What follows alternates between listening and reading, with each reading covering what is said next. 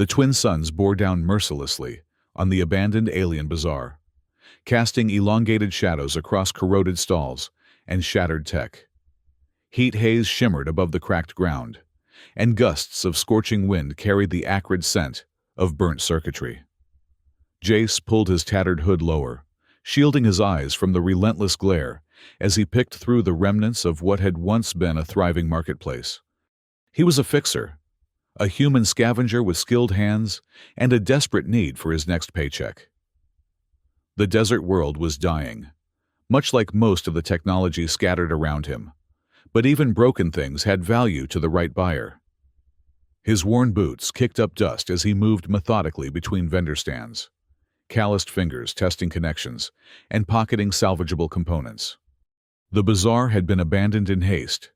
That much was evident from the scattered belongings and half-finished transactions still littering countertops. Empire forces had a way of appearing suddenly, and those who resisted their purges rarely lived to tell the tale. Jace kept his head down these days. Survival meant minding your own business. A mechanical whimper cut through the oppressive silence. Jace froze, his hand hovering over a partially intact circuit board. The sound came again, faint, distressed, distinctly childlike. He tilted his head, focusing through years of practiced awareness, and traced the noise to a collapsed vendor's stand about 20 meters ahead. Common sense told him to ignore it. Whatever, or whoever, made that sound was trouble he couldn't afford. Yet his feet carried him forward, almost against his will, guided by something he'd thought long dead. Curiosity. Perhaps compassion. The stand had been crushed by falling debris, its metallic framework twisted into jagged fingers that clawed upward. Jace knelt beside the wreckage, pushing aside broken display cases and scorched fabric. The whimpering grew clearer, punctuated by electronic stutters and what sounded like a failing power cell. His fingers brushed against something soft and cool.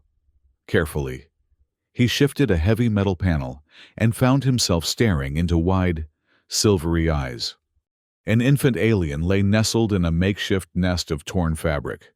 Its skin was a pale blue that pulsed with faint bioluminescence, tiny hands clutching at thin air. What caught Jace's attention, however, were the neural implants that lined the child's temples and the base of its skull, complex circuitry that now sparked erratically. No wonder the poor thing was distressed. Its neural network was failing. "Step away from my daughter." The voice came from behind him, low and dangerous despite its obvious exhaustion. Jace raised his hand slowly and turned to find himself facing the business end of a crude energy weapon. The alien woman holding it was tall and slender, her skin the same pale blue as the infant's, but streaked with darker veins of indigo that spoke of stress and fear. Blood, or something like it, trickled from a gash across her forehead, and her ornate clothing was torn and filthy. Despite her disheveled appearance, there was something regal in her bearing. The elaborate patterns etched into her skin marked her as someone of significance, someone who shouldn't be hiding in a ruined bazaar. "I heard crying," Jace said simply. "The kid's neural implants are malfunctioning." The woman's four-fingered hand trembled slightly on the weapon. "Can you fix them?" "Maybe," Jace gestured toward his pack. "I have tools. I'm a mechanic." Her silver eyes, so like her child's, narrowed in assessment. After a long moment, she lowered the weapon and sank to her knees beside him, all pretense of strength evaporating. "Please," she whispered, her voice breaking. "Save my baby, human, and I'll be yours forever." The desperation in her tone made Jace uncomfortable. He'd heard similar offers before, from beings with nothing left to trade but themselves. He'd always walked away. "Let me see what I can do," he said instead, already reaching for his toolkit. "What's your name?" "Silas," she replied, watching his every move with fierce protectiveness. "My daughter is Nari. She is—" her voice faltered. "She is imperfect by Empire standards." Jace gently turned the infant, to access the primary neural hub at the base of her skull. The tech was sophisticated, far beyond the usual implants he encountered. Military grade, possibly even royal. As his diagnostic tool interfaced with Nari's systems, a holographic readout flickered to life above the child. What he saw made his blood run cold. "This wasn't an accident," he said quietly. "Someone deliberately corrupted her core programming. These are kill commands, designed to shut down her neural network gradually." Silas made a sound like shattering glass. "The genetrics." She declared Nari defective when emotional responses appeared in her neural mapping. "Emotion is forbidden among the royal castes." When I refused to surrender her for recycling. She touched the wound on her forehead. "We barely escaped." Jace worked quickly, fingers dancing across his tools as he isolated the malicious code. The moral conflict gnawed at him. Risk his life for strangers versus staying detached and walking away. The Empire didn't forgive those who interfered with their property, and from Silas's description, both mother and child were considered exactly that. Yet, as Nari's tiny hand wrapped around his finger, something long dormant stirred in his chest. He'd left his own family behind on Earth, fleeing guilt and responsibility. Why did he suddenly care now? A murmur rose from beyond their little bubble of focus, the shuffling of feet, the whisper of defect child, carried on the hot wind. Jace looked up to see shadowy figures gathering at the marketplace's edge. Not ordinary scavengers. Empire foot soldiers. Their signatures unmistakable in the heat distortion. "We need to move," he said, quickly disconnecting his tools. "I've stabilized her for now, but the corruption is deep. I'll need better equipment." Silas gathered Nari close, her eyes wide with fear. "Where?"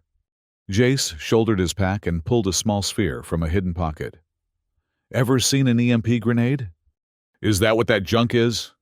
He grinned despite himself. "Sometimes worthless junk is the best weapon. Stay close." They moved silently through the bazaar's back alleys, keeping to the shadows cast by the dying suns.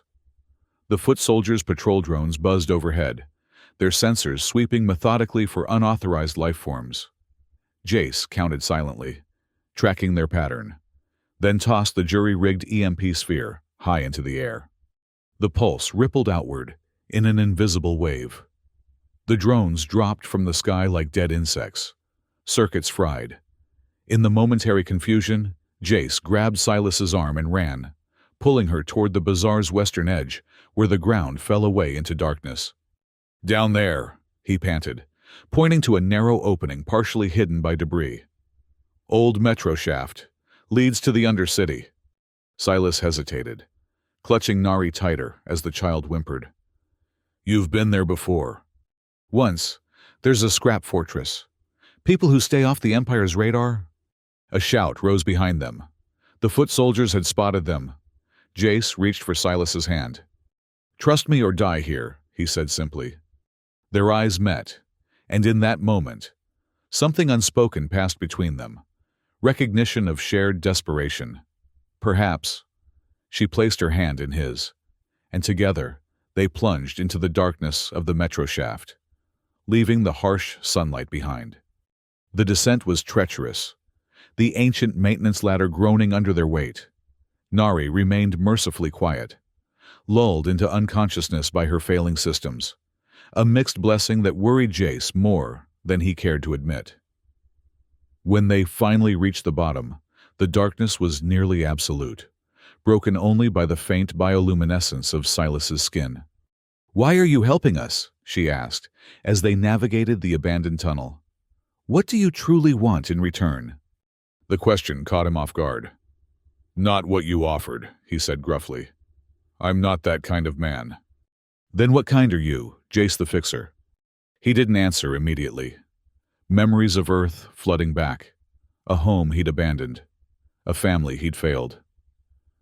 "The kind who's made too many mistakes," he finally said. "Maybe I'm tired of walking away."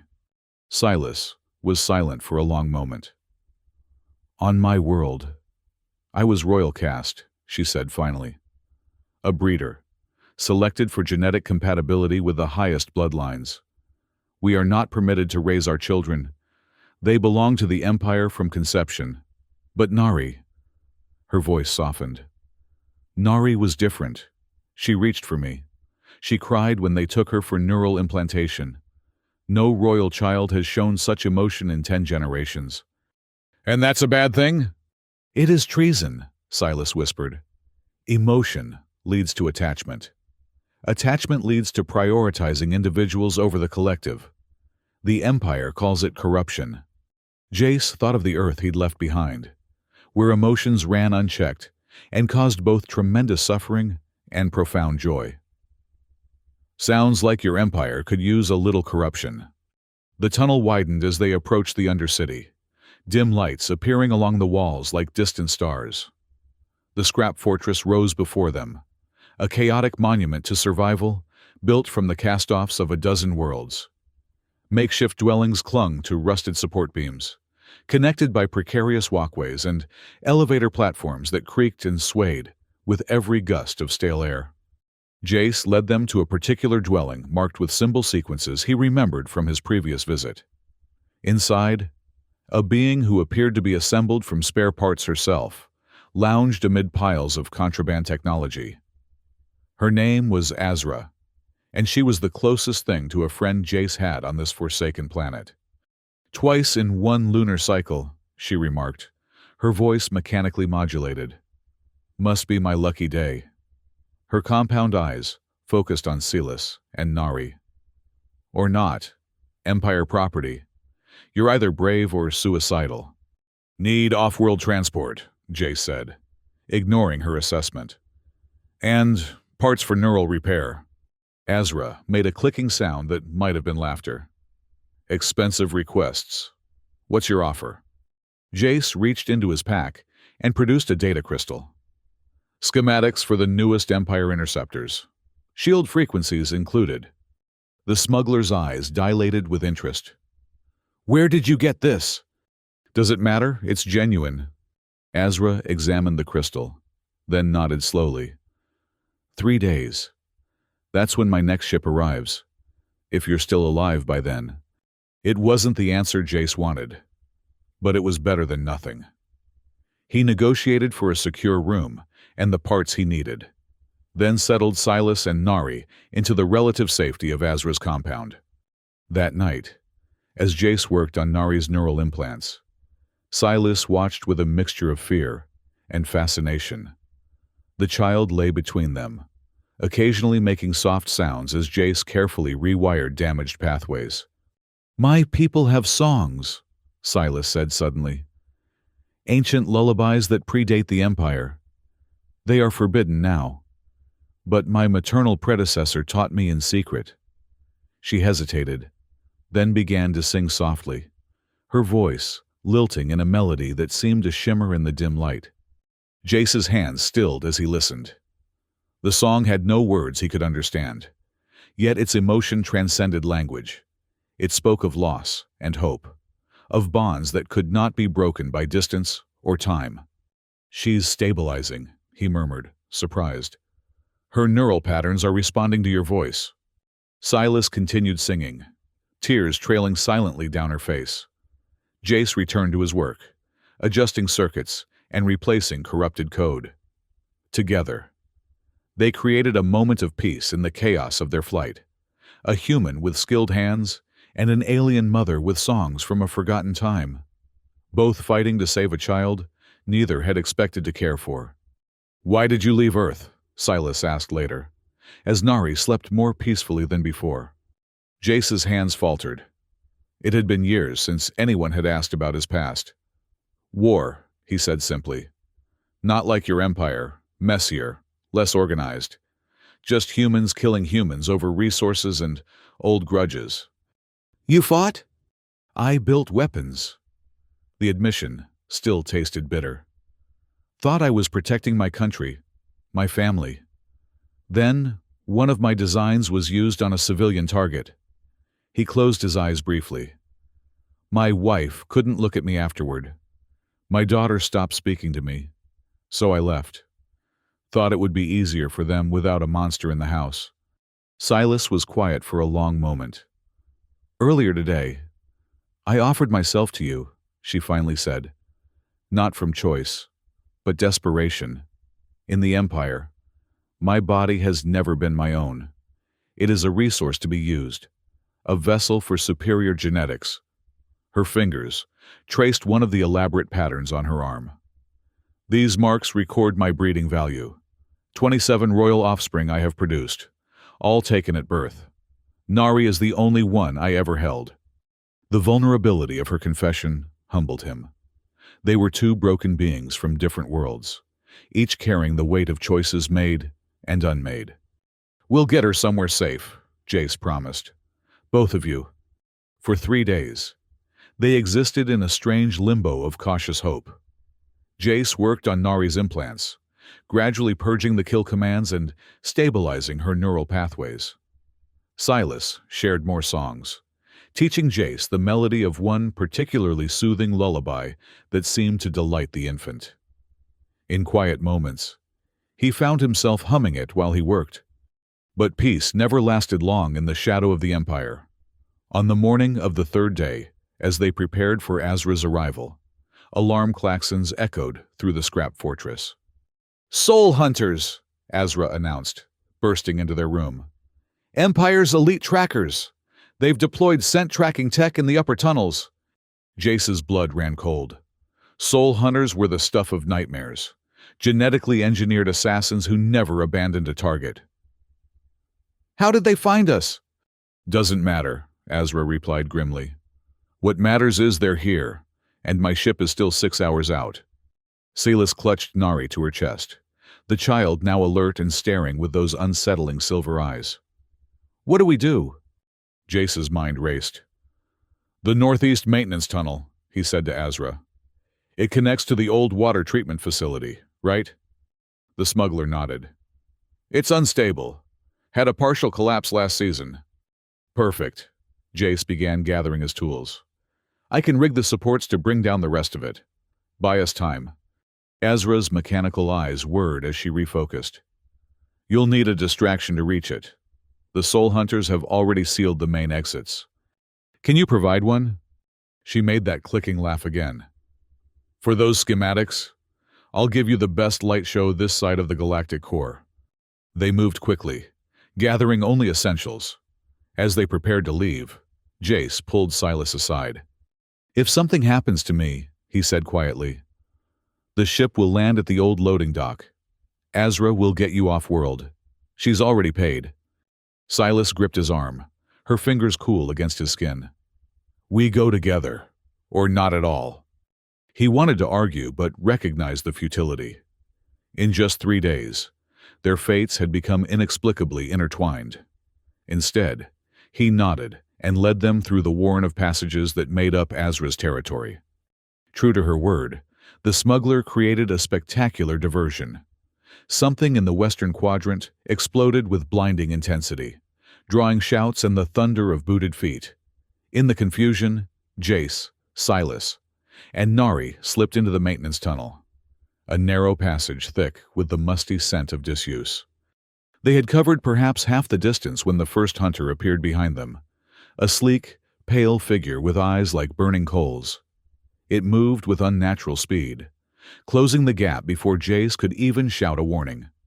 Silas turned, raising the energy weapon she'd kept since their first meeting, and fired. The blast caught the hunter in the shoulder, spinning it against the tunnel wall, but it recovered almost instantly, its wound already sealing as it advanced again. "Run!" Jace shouted, pushing Silas ahead while he faced the creature. From his belt, he unhooked a sonic disruptor, a tool meant for breaking apart stubborn machinery, not for combat. But as the hunter lunged, Jace activated it at maximum frequency. The effect was immediate and horrifying. The hunter convulsed, its genetically engineered senses overwhelmed by the sonic assault. Blood leaked from its eyes and ears as it clawed at its own face in agony. Jace didn't wait to see more. He ran, catching up to Silas and Nari at a junction in the tunnel. "There will be more," he panted. "They hunt in packs." The maintenance tunnel narrowed further, forcing them to crouch as they moved. Ahead, Jace could see where the previous collapse had occurred, a section where the ceiling had partially caved in, leaving a precarious balance of debris held up by failing support struts. "Perfect," he murmured, examining the structures. "Give me 5 minutes." As Silas kept watch, Jace worked quickly to rig the remaining supports with small explosive charges. Not enough to cause a catastrophic collapse, but sufficient to bring down this section of the tunnel. It would block pursuit without trapping them completely. "They're coming," Silas warned, her voice tight. "Many of them." Jace placed the final charge and grabbed her hand. "Through here, quickly." They scrambled past the rigged section, Nari clutched tightly against Silas's chest. When they had reached a safe distance, Jace activated the detonator. The explosion was muffled but effective. Dust billowed toward them as the supports gave way, bringing down tons of rock and metal in a controlled avalanche that sealed the tunnel behind them. The sounds of pursuit were abruptly silenced. "That won't hold them forever," Jace said grimly, "but it should slow them down." They continued forward, the tunnel gradually widening as it approached the abandoned water treatment facility. Sunlight filtered through grates high above, casting dappled patterns on the curved walls. According to Azra, the loading dock was just beyond the main filtration chamber. As they entered the vast circular room that had once processed water for the entire settlement, Jace felt a prickling sensation at the back of his neck. They were not alone. "Well done, Breeder Silas," came a voice like silk over steel. "You've led us on quite the chase." A figure stepped from the shadows, tall and imposing, clad in the distinctive armor of an Empire warlord. But what made Silas gasp was the face above the armor. It was nearly identical to her own, with the same pale blue skin and silver eyes, though lacking the emotional expressions that animated Silas's features. "Genetrix," Silas whispered, instinctively backing away. The Genetrix smiled thinly. "You've defied your purpose, Breeder. Stolen Empire property, consorted with an alien species." Her gaze flicked dismissively to Jace. "All for a defective offspring that should have been recycled at first scan." "She's not defective," Silas said, her voice finding strength. "She feels. She connects. Those aren't flaws, they're gifts." "Sentiment," the Genetrix spat. "The very corruption we've spent generations breeding out of the royal line." She gestured, and more figures emerged from the shadows. Not soul hunters this time, but technicians in clinical white, carrying equipment Jace recognized as advanced neural manipulation devices. "Surrender the child," the Genetrix continued, "and your punishment may be mitigated. Continue this defiance, and we will extract it from your corpse." Jace stepped forward, positioning himself between the Empire forces and Silas. "You'll have to go through me first." The Genetrix regarded him with cold amusement. "Gladly, human." She raised a hand, and the technicians advanced. What followed was chaos. Jace fought with everything he had, tools repurposed as weapons, traps hastily set with available materials. Silas used her energy weapon with surprising accuracy, keeping Nari secured against her with her free arm. But they were outnumbered and outgunned. A blast caught Jace in the side, sending him sprawling across the filtration chamber floor. As he struggled to rise, he saw the Genetrix closing in on Silas, who had backed herself against the far wall. "Enough of this," the Genetrix said coldly. "The child, now." Instead of cowering, Silas straightened to her full height, silver eyes blazing. "You will never touch her again." She placed Nari gently on the ground behind her, then pressed her hands to her temples, where her own neural implants gleamed. "Silas, no!" Jace shouted, recognizing her intent too late. The forbidden empathic bond, a neural connection Silas had described during their nights in hiding. A technique banned by the Empire for its unpredictability and power. By linking her consciousness directly to the facility's remaining neural network, she could overload it completely. Light erupted from Silas's implants, arcing outward to connect with every piece of tech in the chamber. The genetrix screamed as her own neural enhancements burned white-hot. The technicians fell, their equipment exploding in cascades of sparks. Alarm systems blared as the facility's ancient systems surged with power they were never designed to handle. Jace dragged himself toward Silas, who had collapsed beside Nari. The child was crying, a real, emotional cry without mechanical undertones. Whatever Silas had done had freed her daughter from the Empire's neural constraints. "Silas!" Jace called, gathering her limp form in his arms. Her skin was pale, the luminescence flickering weakly. "Stay with me." Her eyes fluttered open, focusing on him with effort. "Take her," she whispered. "Keep her safe." "We're all getting out of here," he insisted, lifting both mother and child. The chamber was beginning to collapse around them, the neural overload triggering structural failures throughout the facility. Somehow, Jace found the strength to carry them through collapsing corridors and past fallen enemies. Alarms blared, and emergency systems failed as the facility began to tear itself apart. When they finally emerged onto the loading dock, night had fallen, and the twin moons of the desert world cast an eerie light over the destruction behind them. Azra's ship waited, engines humming impatiently. The smuggler stood at the ramp, compound eyes widening at their battered state. "You're late," she said, helping Jace carry Silas aboard. "And you've brought the Empire down on my head." "Bill me," Jace grunted, collapsing into a seat as the ship's medical systems activated. They barely cleared the atmosphere before orbital bombardment began, the Empire's final attempt to eliminate the corruption Silas and Nari represented. From the viewport, Jace watched the desert world recede, bursts of energy blooming across its surface like deadly flowers. One chapter ended, another began. The neutral moon station was nothing remarkable, a small, self-sufficient outpost far from Empire space, populated by beings who asked few questions and minded their own business. It suited Jace perfectly. With the last of his credits and Azra's reluctant assistance, he secured a modest dwelling with access to a workshop. Silas recovered slowly.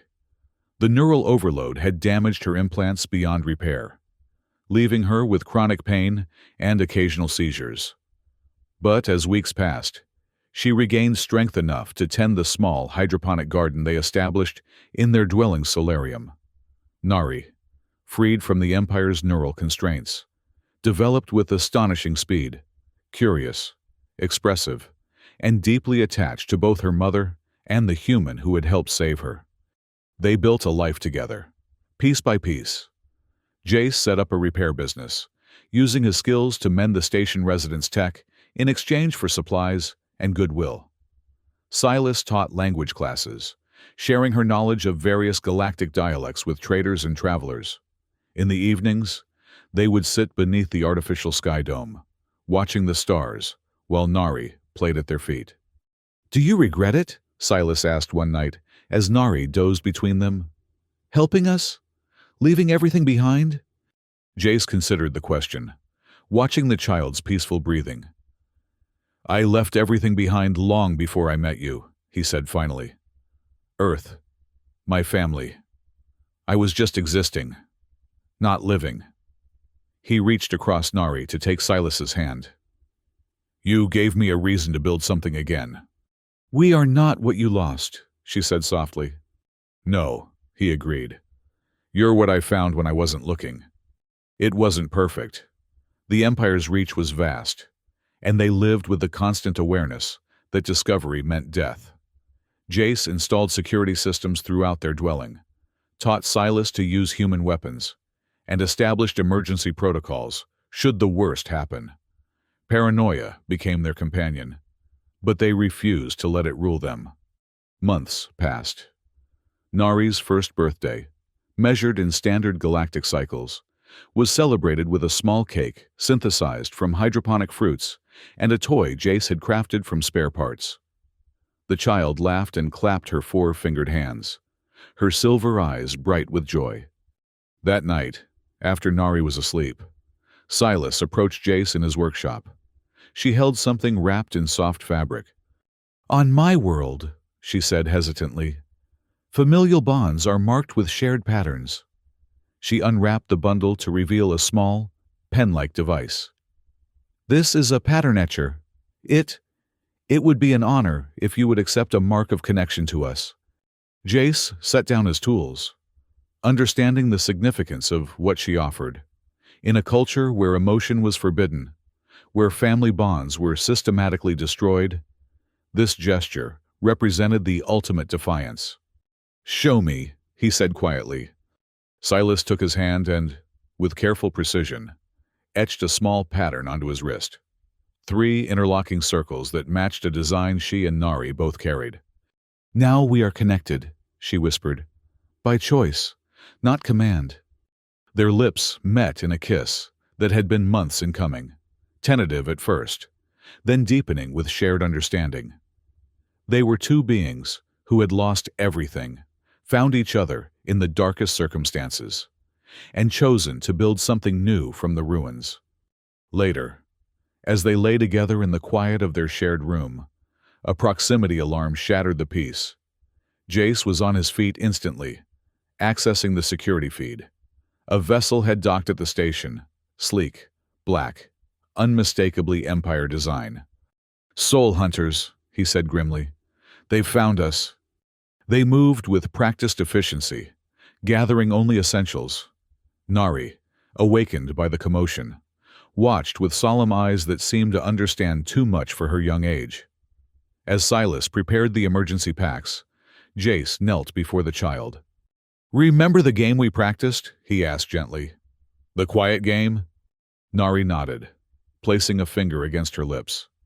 Her neural implants, repurposed by Jace to enhance her natural abilities, rather than suppress them, glowed softly beneath her skin. "That's right," he encouraged. "We need to be very quiet now." Their escape route had been planned months ago, a maintenance shaft that led to a secondary docking bay, where Jace had prepared a small transport vessel.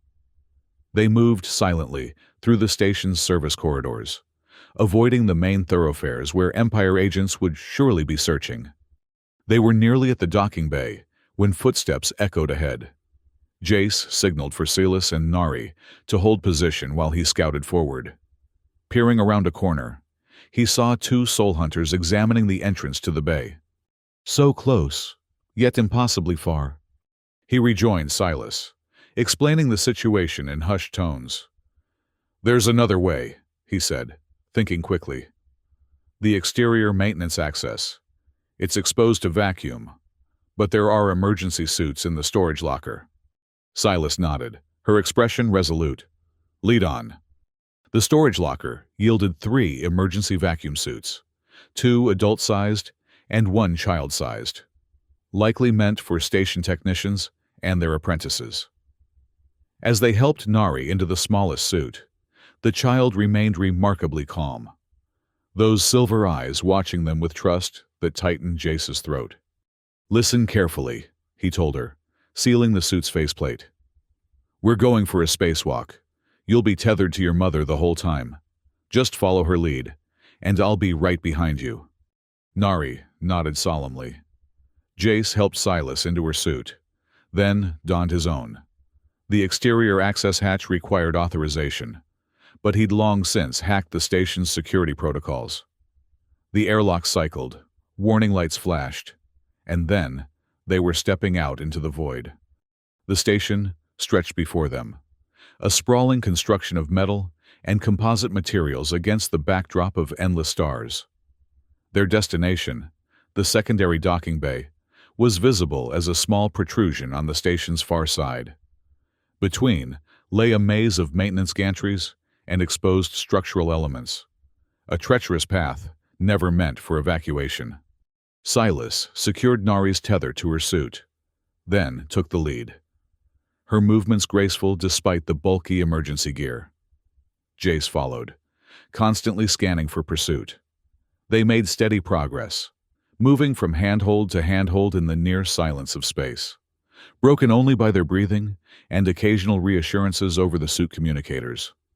They were halfway to the docking bay when Jace's proximity sensor chimed. A quick glance confirmed his worst fears. Figures in sleek, purpose-built vacuum suits emerging from an airlock behind them. Soul hunters, adapting to their escape route with terrifying efficiency. "Move faster," he urged Silas.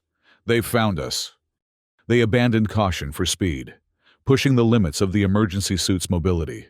Nari, sensing the urgency, clung tightly to her mother's tether. The hunters gained ground with each passing moment, their specialized equipment giving them a significant advantage. The docking bay loomed ahead, so close now. Jace reached for the external access panel, fingers working rapidly to override the security. The bay doors began to slide open, revealing the small transport within. A warning shot sizzled past, missing Jace's helmet by centimeters. He turned to see the lead hunter, taking aim for a second attempt. The weapon's targeting system compensating for vacuum conditions. "Get inside!" he shouted to Silas. "Start the engines!" She hesitated, clearly torn between following his order and helping him fight. "Jace!" "Go!" he insisted, unclipping a maintenance tool from his belt. A simple welding torch, but its superheated plasma could cut through more than metal. As Silas and Nari disappeared into the docking bay, Jace faced the approaching hunters.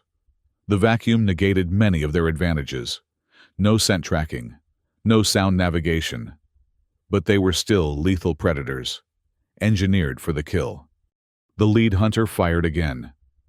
Jace pushed off from his handhold, the shot passing through the space he'd occupied a heartbeat earlier. Using the station's minimal gravity, he maneuvered behind a protruding antenna array, then launched himself directly at the hunter. They collided with bone-jarring force, tumbling together in the frictionless environment.